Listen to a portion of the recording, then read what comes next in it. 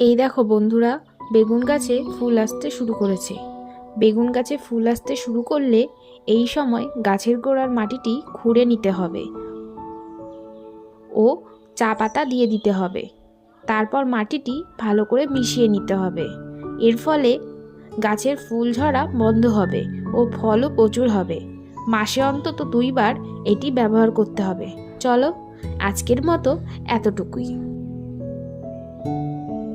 এই দেখো বন্ধুরা, বেগুন গাছে ফুল আসতে শুরু করেছে। বেগুন গাছে ফুল আসতে শুরু করলে এই সময় গাছের গোড়ার মাটিটি খুঁড়ে নিতে হবে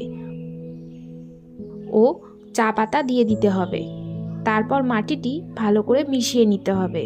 এর ফলে গাছের ফুল ঝরা বন্ধ হবে ও ফলও প্রচুর হবে। মাসে অন্তত 2 বার এটি ব্যবহার করতে হবে।